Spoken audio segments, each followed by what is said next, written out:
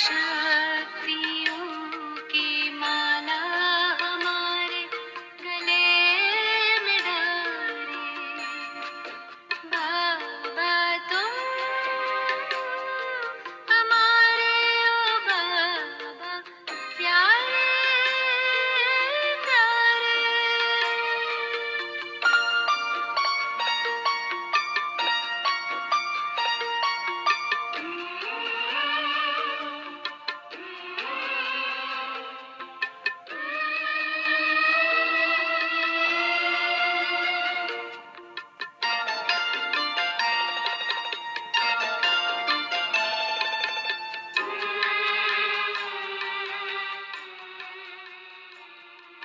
शीतल सी ये रश्मियाँ हम पर बिखर रहे हैं। आनंद की फुहारें प्रतिपल बरस रहे हैं। शीतल सी ये रश्मियाँ हम पर बिखर रहे हैं। आनंद की फुहारें प्रतिपल बरस रहे हैं। अनुभूतियों में रंगे रूहानी ये इशारे। बाबा तुम हमारे, ओ बाबा प्यारे प्यारे।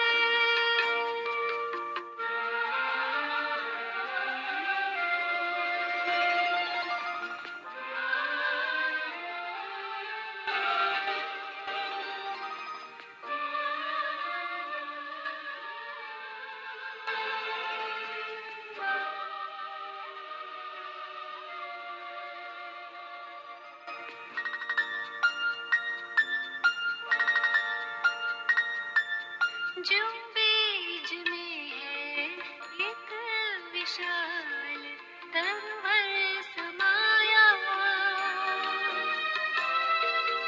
तुम में होकर लवलीन तुम सा स्वरूप पाया। जो बीज में है एक विशाल तरवर समाया। तुम में होकर लवलीन तुम सा स्वरूप पाया।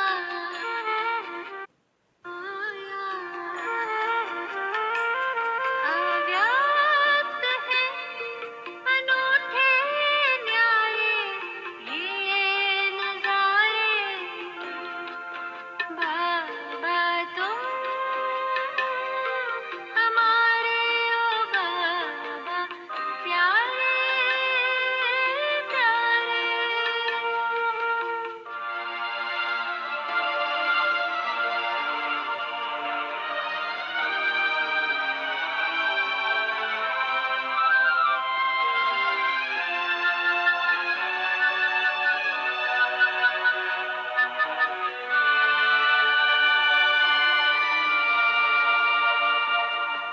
हे ब्रह्म घर में ये अरुणिमा सी फैली है लाली। अनुपम ये शाश्वत है शांति सुख की छटा निराली। है ब्रह्म घर में ये अरुणिमा सी फैली है लाली। अनुपम ये शाश्वत है शांति सुख की छटा निराली। महाचंद्र को चैतन्य तारावली निहारे। बाबा तुम हमारे, ओ बाबा प्यारे प्यारे।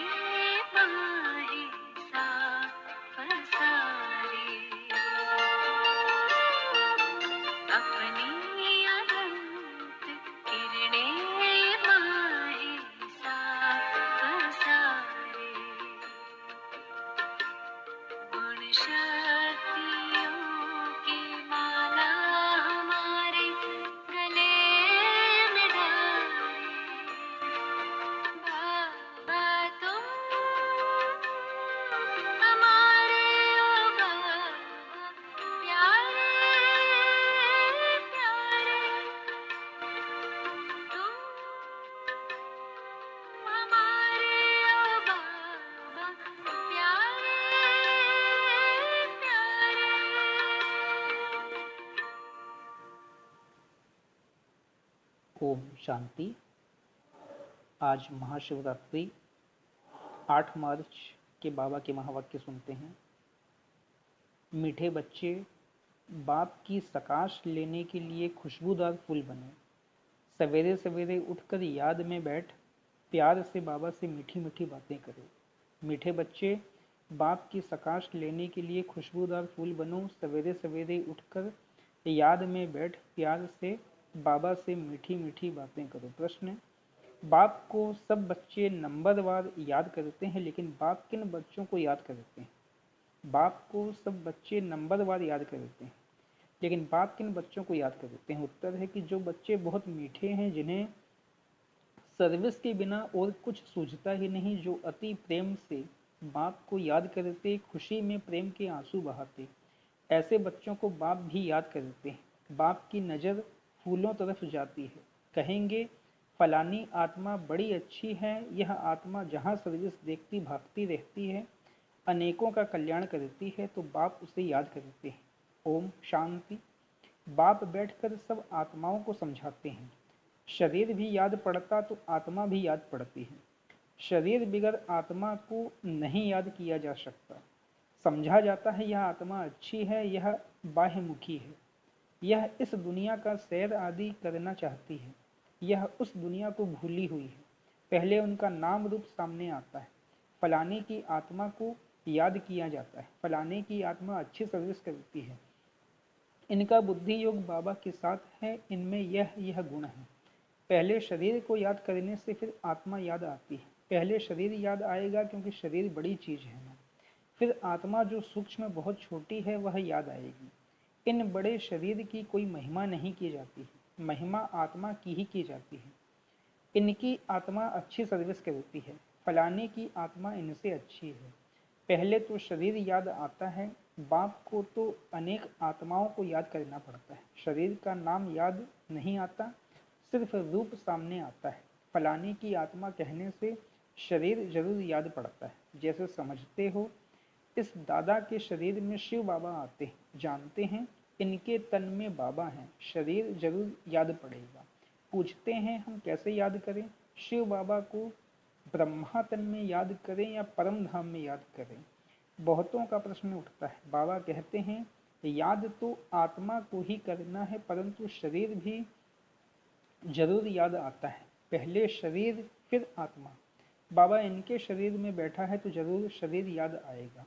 फलाने शरीर वाली आत्मा में यह गुण है। बाबा भी देखते रहते हैं कौन मुझे याद करते हैं, किसमें बहुत गुण है, किस किस फूल में खुशबू है। फूलों से सबका प्यार होता है, गुलदस्ता बनाते हैं, उसमें राजा रानी प्रजा भिन्न भिन्न फूल पत्ते आदि सब बनाते हैं। बाप की नज़र फूलों की तरफ जाएगी, कहेंगे फलाने की आत्मा बड़ी अच्छी है, बड़ी सर्विस करती है। आत्म अभिमान में रह बाप को याद करते रहते हैं। जहाँ सर्विस देखते हैं वहाँ भागते हैं। फिर भी सवेरे उठकर याद में बैठते होंगे तो किसको याद करते होंगे? शिव बाबा परम धाम में याद आता होगा या मधुबन में याद आता होगा? बाबा याद आता होगा ना। इसमें शिव बाबा हैं क्योंकि बाप तो अभी नीचे आ गया, मुरली चलाने नीचे आए हैं। इनका अपने घर में तो कोई काम नहीं होगा, वहाँ जाकर क्या करेंगे? इस तन में ही प्रवेश करते हैं तो पहले जरूर शरीर याद आएगा, फिर आत्मा। फलाने शरीर में जो आत्मा है यह अनन्य अच्छी है, इनको सर्विस बगैर कुछ सूझता नहीं है, बहुत मीठी है। बाबा बैठे रहते हैं, सबको देखते रहते हैं। फलानी बच्ची बहुत अच्छी है, बहुत याद करती है। बांधेली बच्चियों को विकार के लिए कितनी मार मिलती है, कितना प्रेम से याद करती होंगी। जब बहुत याद करती हैं तो खुशी के मारे प्रेम के आंसू भी आ जाते हैं, कभी कभी वह आंसू गिर भी पड़ते हैं। बाबा को और धंधा क्या है, सबको याद करते हैं। बहुत बच्चियां याद आती हैं। फलाने की आत्मा में दम नहीं है, बाप को याद नहीं करती, किसको सुख नहीं देती, यह अपना ही कल्याण नहीं करती, बाप तो यही जांच करते रहेंगे। याद करना माना सकाश देना। आत्मा का कनेक्शन परमात्मा के साथ रहता है ना। एक दिन आएगा जबकि बच्चे योग में बहुत रहेंगे, यह भी किसको याद करेंगे तो झट साक्षात्कार होगा। आत्मा तो है छोटी बिंदी, साक्षात्कार करें तो भी कोई समझ ना सके, फिर भी शरीर ही याद आता है। आत्मा है छोटी परंतु याद करती है तो उनकी आत्मा पावन बनती जाती है। आत्मा है छोटी परंतु याद करती है तो उनकी आत्मा पावन बनती जाती है। बगीचे में वैरायटी फूल होते हैं, बाबा भी देखते हैं यह बहुत अच्छा खुशबूदार फूल है, यह इतना नहीं तो पद भी कम होगा। बाबा के जो मददगार बनते हैं वही मुझ पद पाते हैं, वह भी जो बाप को याद करते रहते हैं। ब्राह्मण से ट्रांसफर हो देवता बनते हैं। यह वर्णन भी संगम पर ही कर सकते हैं कि यह देवी फूल है या आसुरी फूल है। फूल तो सब हैं परंतु वैरायटी बहुत हैं। बाबा भी याद करते रहते हैं। टीचर अपने स्टूडेंट को याद करेंगे ना, यह कम पढ़ते हैं, दिल में तो समझेंगे ना। यह बाप भी है टीचर भी है, बाप तो है ही, टीचर पने का जास्ती चलता है। टीचर को तो रोज पढ़ाना है, इस पढ़ाई की ताकत से वह पद पाते हैं। सुबह को तुम सब भाई बाप की याद में बैठते हो, वह सब्जेक्ट है याद की। फिर मुरली चलती है, वह है पढ़ाई की सब्जेक्ट। मुख्य है ही योग और पढ़ाई, उनको ज्ञान और विज्ञान भी कहा जाता है। यह ज्ञान विज्ञान भवन है जहाँ बाप आकर सिखलाते हैं। ज्ञान से सारे सृष्टि की नॉलेज मिल जाती है। विज्ञान माना तुम योग में रहते हो जिससे तुम पावन बन जाते हो, तुमको अर्थ का पता है। बाप बच्चों को देखते रहते हैं, देही अभिमानी बनने से ही भूत निकलेंगे, ऐसे नहीं सबके भूत फट से निकल जाएंगे। हिसाब किताब जब चुकतू हो फिर चलन अनुसार ही पद पाएंगे। क्लास ट्रांसफर होते हैं, इस दुनिया का ट्रांसफर नीचे हो रहा है और तुम्हारा ऊपर हो रहा है। कितना फर्क है, वह कलयुगी सीढ़ी नीचे उतरते जाते हैं और तुम पुरुषोत्तम संगम युगी सीढ़ी ऊपर चढ़ते जाते हो। दुनिया तो यही है, सिर्फ बुद्धि का काम है। तुम कहते हो हम संगम युगी हैं, पुरुषोत्तम बनाने लिए बाप को आना पड़ता है। तुम्हारे लिए अब पुरुषोत्तम संगम युग है, बाकी सब घोर अंधियारे में है। भक्ति को वह बहुत अच्छा समझते हैं क्योंकि ज्ञान का उन्हों को मालूम ही नहीं है। तुमको अभी ज्ञान मिला है तब तुम समझते हो। ज्ञान की एक चुटकी से आधा कल्प के लिए हम चढ़ जाते हैं, फिर वहां ज्ञान की बात भी नहीं होगी। यह सब बातें महारथी बच्चे ही सुनकर धारण कर और सुनाते रहेंगे, बाकी तो यहाँ से निकले और खलास। कर्म अकर्म विकर्म का राज भी भगवान ही समझाते हैं। यह है कल्प का संगम युग, जबकि पुरानी दुनिया खत्म हो नई दुनिया स्थापन होनी है। विनाश सामने खड़ा है, तुम संगम युग पर खड़े हो और मनुष्यों के लिए कलयुग चल रहा है। कितना घोर अंधियारा है, गिरते ही रहते हैं, कोई तो गिराने के निमित्त भी होगा, वह है रावण। इस सभा में वास्तव में कोई पतित बैठ नहीं सकता। पतित वायुमंडल को खराब करेंगे। अगर कोई छिप कर आकर बैठते हैं तो उनको चोट भी लगती है, एकदम गिर पड़ेंगे। ईश्वरीय सभा में कोई दैत्य आकर बैठते हैं तो झट पता पड़ेगा। पत्थर बुद्धि तो है ही, बाकी भी पत्थर बुद्धि हो जाएगा, 100 गुना दंड पड़ जाएगा, अपने को नुकसान पहुंचाएंगे। कहते हैं हम देखेंगे, इनको पता पड़ता है, हमको क्या पड़ी, जो करेगा सो पाएगा, हमको जानने की जरूरत नहीं, बाप से सदैव सच्चा रहना है। कहते हैं सच तो बिठो नच, सच्चे रहेंगे तो अपनी राजधानी में भी डांस करेंगे। बाप है ही ट्रुथ, तो बच्चों को भी ट्रुथ बनना चाहिए। बाबा पूछते हैं शिव बाबा कहाँ हैं? कहते हैं इसमें है। परम धाम छोड़कर दूर देश के रहने वाले आए देश पर आए, उनको तो अब बहुत सर्विस करनी है। बाप कहते हैं मुझे रात दिन यहाँ सर्विस करनी पड़ती है, संदेशियों को भक्तों को साक्षात्कार कराना पड़ता है तो यहाँ ही, वहाँ तो कोई सर्विस नहीं। सर्विस बिगर बाबा को सुख न आए, सारी दुनिया की सर्विस करनी है। सब पुकारते हैं बाबा आओ, कहते हैं मैं इस रथ में आता हूँ। उन्होंने फिर घोड़े गाड़ी बना दी है। अब घोड़े गाड़ी में श्री कृष्ण कैसे बैठेंगे? ऐसे भी नहीं कोई शौक होता है घोड़े गाड़ी पर बैठने का। देही अभिमानी और देह अभिमानी बनने की बातें संगम युग पर ही होती है, और सिवाय बाप के यह बातें और कोई समझा भी नहीं सकते हैं। तुम भी अभी जानते हो, पहले नहीं जानते थे। क्या कोई गुरु ने सिखाया? गुरु तो बहुत किए, कोई ने भी नहीं सिखाया। बहुत लोग गुरु करते हैं, समझते हैं कोई से शांति का रास्ता मिल जाए। बाप कहते हैं शांति का सागर तो एक बाप ही है, वह साथ ले जाते हैं। सुख धाम शांति धाम का किसको पता ही नहीं है। कलयुग में है शुद्ध वर्ण, पुरुषोत्तम संगम युग पर है ब्राह्मण वर्ण। इन वर्णों का भी तुम्हारे सिवाय कोई को पता नहीं है। यहाँ तो सुनते हैं, बाहर निकलने से सब कुछ भूल जाते हैं। धारणा होती नहीं। बाप कहते हैं कहाँ भी जाते हो बैज पड़ा हो, इसमें लज्जा की बात नहीं है। यह तो बाबा ने बहुत कल्याण के लिए बनाया है, किसको भी समझा कर दो। कोई सेंसिबल होगा तो कहेगा इस पर आपका खर्चा हुआ होगा। बोलो खर्चा तो होता ही है, गरीबों के लिए फ्री है। वह धारणा कर लें तो ऊंच पद पा सकते हैं। गरीब के पास पैसे ही नहीं तो क्या करेंगे। कोई के पास पैसे हैं परंतु मनहूस हैं, इसने प्रैक्टिकल करके दिखाया। सब कुछ माताओं के हवाले कर दिया। तुम बैठ सब कुछ संभालो, क्योंकि अब तो यह ज्ञान मिला है कि पिछाड़ी में कुछ भी याद ना आए। अंत काल जो स्त्री सिमरे, बड़ी बिल्डिंग्स आदि होंगी तो अवश्य याद पड़ेंगी, परंतु थोड़ा भी ज्ञान सुना तो प्रजा में जरूर आएंगे। बाप तो है ही गरीब निवाज। कोई कोई के पास पैसे होते हैं तो भी मनहूस होते हैं। ऐसे नहीं समझते कि पहला वारिस तो शिव बाबा है, भगवान वारिस तो भक्ति मार्ग में भी है। ईश्वर अर्थ देते हैं, क्या वह कंगाल हैं जो उनको देते हैं। समझते हैं ईश्वर के नाम पर गरीबों को देंगे तो ईश्वर एवज में देंगे, दूसरे जन्म में मिलता तो है। कहते हैं दे दान तो छूटे ग्रहण।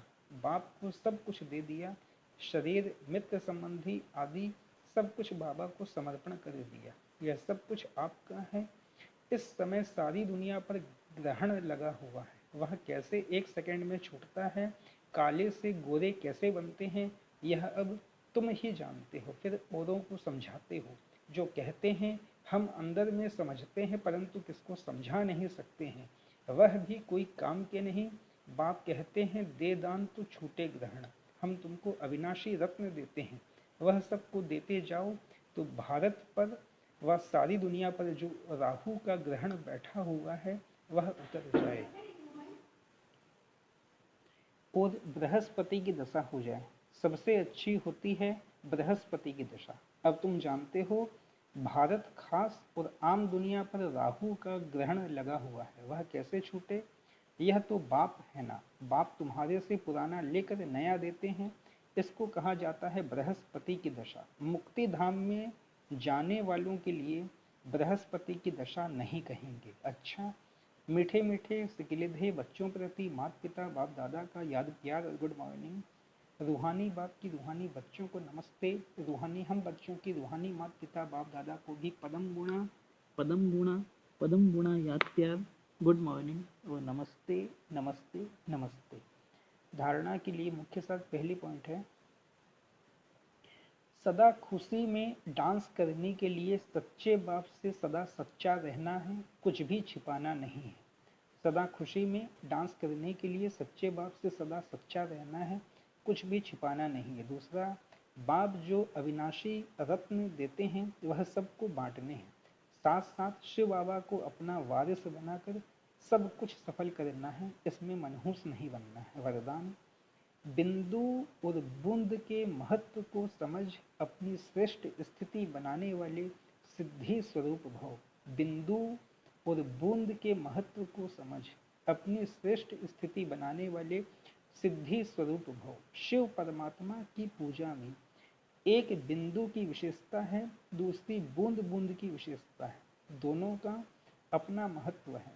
आत्मा, परमात्मा और प्रकृति का यह खेल अर्थात ड्रामा, तीनों का ज्ञान प्रैक्टिकल लाइफ में बिंदु ही अनुभव होता है और बूंद है शुद्ध संकल्पों की स्मृति, जिससे मिलन की सिद्धि का अनुभव होता है।